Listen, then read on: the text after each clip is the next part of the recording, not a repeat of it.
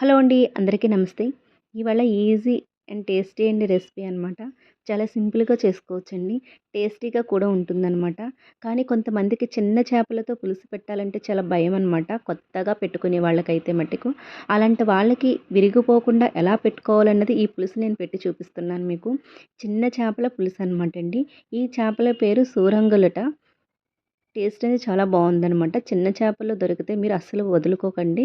ముందుగా చేపల్ని శుభ్రంగా కడిగి పక్కన పెట్టుకోవాలనమాట అండి. నేను ముందుగా కడిగి పక్కన పెట్టాను. అలాగే 4 ఉల్లిపాయలు, ఒక టమోటా పేస్ట్ చేసుకోవాలనమాట. పచ్చిమిరపకాయలు కట్ చేసి పక్కన పెట్టుకోవాలి.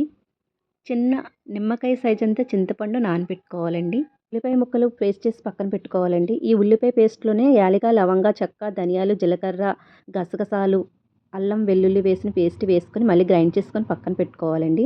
అలాగే టమాటా కూడా ఇలా పేస్ట్ చేసుకొని పక్కన పెట్టుకోవాలనమాట. మా అత్తగారి స్టైల్‌లో చేపల పులుసు పెట్టినప్పుడు మసాలా ఎలా చేసుకోవాలనేది చెప్పాననమాట. అందులో ఉంటుందండి ఆ వీడియోలోను. ఇప్పుడు స్టవ్ వెలిగించి కళాయి పెట్టి ఆయిల్ వేసానండి.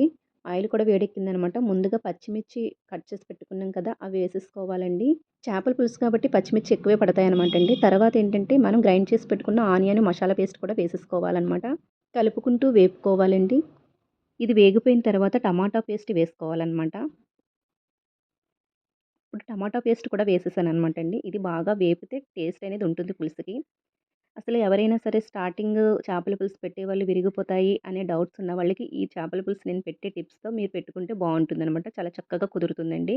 ఇప్పుడు నేను ముందుగా చెప్పాను కదండీ! అల్లం, వెల్లుల్లి, గసగసాలు, జీలకర్ర, యాలక, లవంగా, చెక్క పేస్ట్ అనమాట ఇది. ధనియాలు వేసిన పేస్ట్ అనమాట.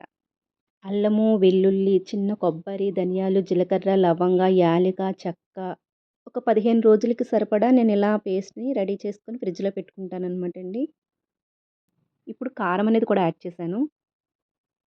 కొద్దిగా పసుపు, కారం అన్నీ వేశాననమాట అండి. ఇది బాగా వేగిన తర్వాత అప్పుడు మనం ఇందులో కొద్దిగా వాటర్ అనేది వేసుకోవాలనమాట. బాగా వేపేసాను చూడండి. ఆ కలర్‌లో వచ్చే వరకు వేపుకోవాలనమాట. అప్పుడు ముందుగా కొద్దిగా వాటరను వేసుకుంటే కొద్దిగా ఇలా జ్యూసీగా అవుతుందనమాట. అప్పుడు మనం కడిగి పెట్టుకొని పక్కన పెట్టుకున్న చేపలను వేసేసుకోవాలి. ఇలా చిన్న చేపలు ఇలాగ ఏ స్టైల్‌లోని ఏ చేపలైనా పెట్టుకోవచ్చండి. టేస్ట్ అనేది చాలా బావుంటుందనమాట.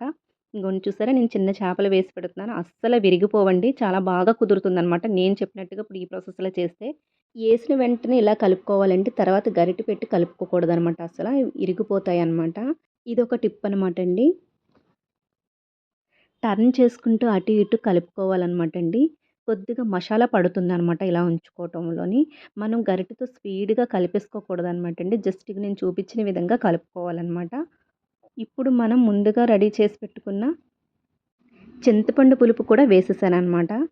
పులుపు అనేది యాడ్ అవ్వగానే చేపలు బిగుసుకుంటాయనమాటండి. ఏమాత్రం విరగవనమాట. ఇప్పుడు వాటర్ కూడా యాడ్ చేసుకోవాలి చేపలు మునిగేంత వరకు కూడాను. ఇప్పుడు కదపకూడదనమాట. ఏసిన వెంటనే ఇలా మనం క్లాత్ పట్టుకొని ఇలా కుదుపుకోవాలండి. ఇది సెకండ్ టిప్ అనమాటండి. చాలా జాగ్రత్తగా మనం ఇలా చేసుకోవటం వల్ల చేపలనేది అస్సలు బ్రేక్ అవ్వనమాట. ఇప్పుడు నేను ఇందులో కొద్దిగా ధనియాల పొడి అనేది యాడ్ చేశాననమాట. పులుసులకి కొద్దిగా ధనియాల పొడి అనేది యాడ్ చేస్తే టేస్ట్ అనేది చాలా బావుంటుందండి. ధనియాల పొడి డెఫినెట్‌గా నేనేం చేస్తానంటే ముందుగానే ధనియాల పొడి చేసి పక్కన పెట్టుకుంటానండి.